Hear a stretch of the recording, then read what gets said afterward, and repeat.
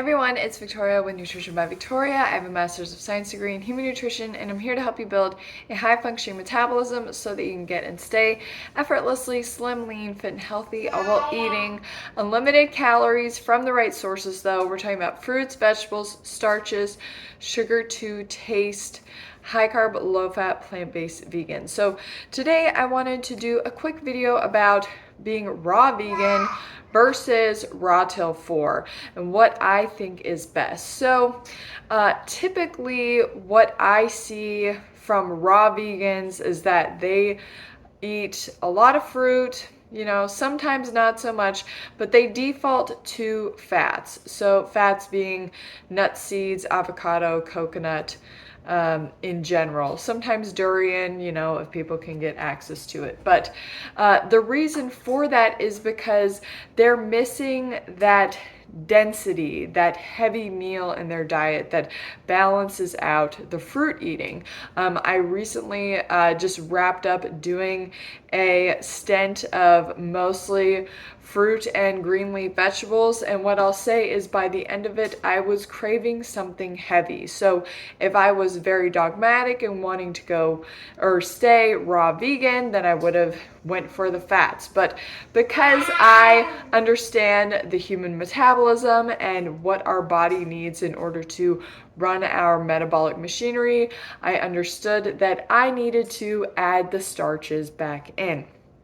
So when it comes to Rawtil4, it's essentially, the same design of a raw vegan diet where you're eating a lot of fruit, fruit for breakfast, fruit for lunch, green leafy salad for dinner with starch. So we're talking about rice, potatoes, pasta, generally starches that are going to be more like whole in nature versus processed, but my favorite starches are white rice and potatoes, and generally like angel hair, just like white pasta is what I like to eat for my starches, as well as winter squashes when they're in season. So I'm a very seasonal eater as well, especially when it comes to fruit and vegetables. By going to Rawtil4 from a fruit and greens diet, I am keeping my diet high carb, low fat, as opposed to bumping up the fat intake of my diet and staying raw vegan, just to be raw vegan, right?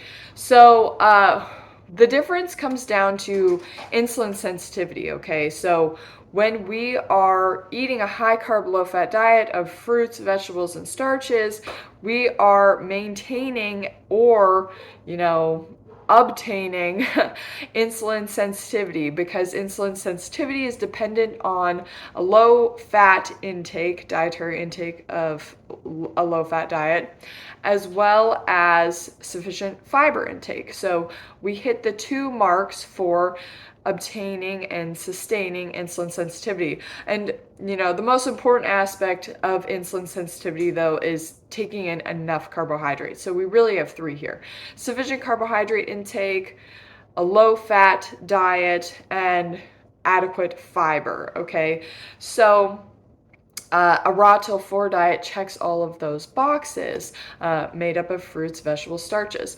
When it comes to the raw vegan diet, if you are sticking to a fruit-based diet and maintaining a low fat intake, about 10 to 20 grams of fat per day, about 5 to 10% of the diet, then you are going to obtain and sustain insulin sensitivity as well.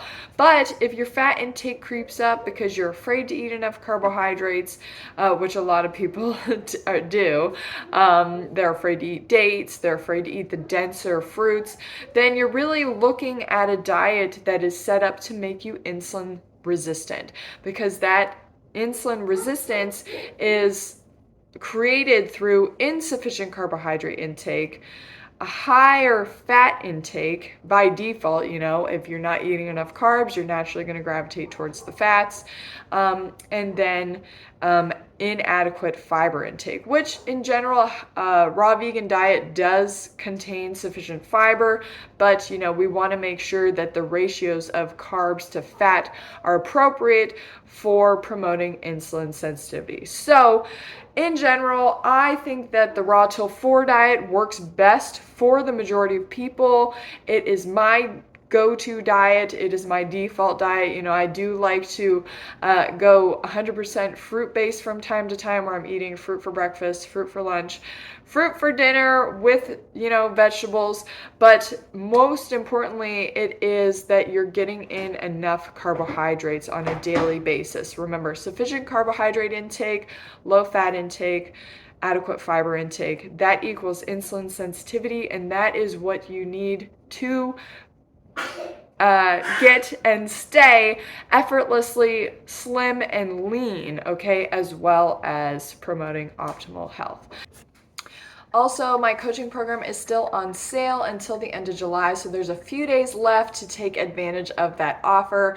It basically tells you everything that you need to know about the human metabolism and how to build a diet that's going to support your goals with weight loss, obtaining a lean body, obtaining optimal health, improving your fitness. So take advantage of that offer while it's still available. Link is in the description box for my coaching program, as well as my other coaching services, including my one-on-one coaching and my private Facebook coaching group.